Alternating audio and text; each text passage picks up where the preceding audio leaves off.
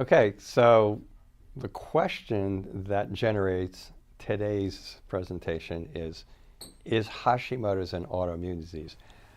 So I've been in this for so long, that twists my brain around to think that there's anybody that doesn't know that Hashimoto's is an autoimmune disease at this point. Not to be an insult. I'm living in an alternative world. I'm living in a world where all day long, like probably 80% of my patients have autoimmune thyroid disease. So the answer is yes. So Hashimoto's is an autoimmune disease. So here's how it works, okay? So I'll give you my family, okay? If that person asked that question, they may not know I have Hashimoto. So I have Hashimoto's. And so I have a mother who had her thyroid taken out. I have an aunt who had her thyroid taken out. I had a grandmother, all on the same side, who had a goiter, like until she died at like 96 or 97 years old. So this was back in the 50s, 60s, and really nobody was talking about Hashimoto's back then. I mean, it was just like an afterthought in like somebody's physiology book in medical school, but nobody really thought anybody got it. Okay, but the point is you have to have the genetics first to get it. In a family where, if your mom's got it, the chances, and she has two daughters, the chances, there's a strong probability one of them's going to get it today.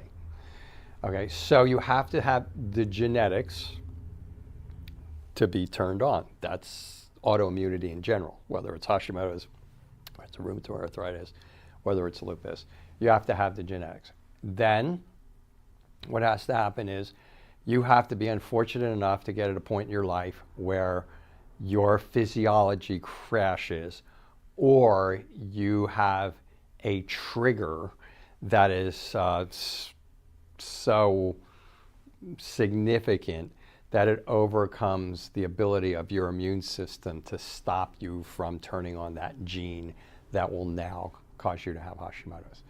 And you can, so the immune system gets triggered, and it can either attack the thyroid tissue, so it's called thyroglobulin tissue. There's a test called an anti-thyroglobulin test, or much more commonly, the peroxidase enzyme.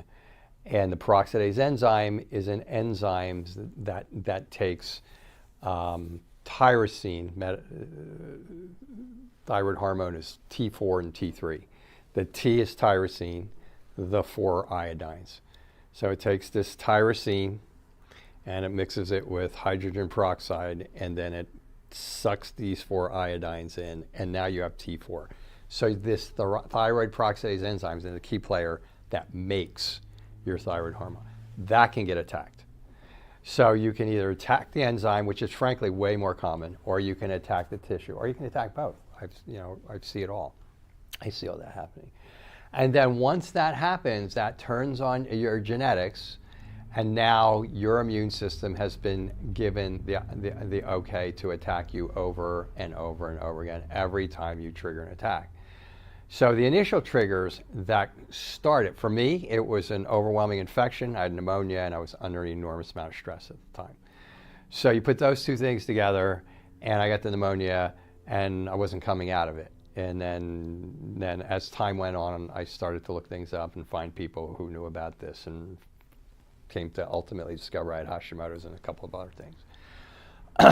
It can be that. It can be a surgery. It can be an injury. If you get like, I'm a chiropractor, so I did chiropractic for a long time before I got into functional medicine. So I saw lots of car accidents, a lot of whiplashes, a lot of disc problems. That will create a massive cortisol storm, an inflammatory hormone that comes out of your adrenal glands, and that'll set it off. Stress will set it off. Injuries will set it off. Having a baby will set it off. I was pregnant, my second child, I had the baby, and nothing was ever the same again. Next thing you know, I had constipation, put on weight, my hair was falling out, I can't lose it, I'm fatigued, dry skin, heart palpitations, and so on and so forth. Those are the big ones. Surgeries will do it. Surgery can set it off, because when you have surgery, not unlike when you have an injury, your body knows you're getting cut into. Your body's going like, ah! and it's putting out all the stress hormones, and then those stress hormones can trigger it off. So those are like the triggers that'll trigger the person that has the genetic propensity to develop it. Now, if you can have the gene to develop it and never develop it, if none of this happens. Okay, so this is all to the answer of is this autoimmune? And then the other thing is once you get it, then there's now for autoimmune thyroid disease, I think I have a video online that says the 39 different triggers for autoimmune thyroid disease, and I think right now we're up to 41 or 42. And so those triggers can be chemical triggers, those triggers can be dietary triggers, those triggers can be lifestyle triggers, they can be pathogenic triggers. You've heard of people go, oh, Epstein-Barr virus causes it, Lyme disease causes it. You've heard them say, don't eat gluten, or you've heard them say, don't eat nightshades, or it's sugar. Just blood sugar problems can set it off. So all of, like diabetes and even hypoglycemia, even low blood sugar swings and stuff. All of these things can trigger. So once those major triggers have triggered the genetics to tell your immune system to attack your thyroid as a foreign object, then all these other triggers can keep perpetuating it. And then that's what makes you feel miserable. And then you have to get all those other triggers under control to get out of it, to calm everything down and to be able to walk around feeling like a normal human being again. So yes, Hashimoto's is that's what it is. It is an autoimmune disease.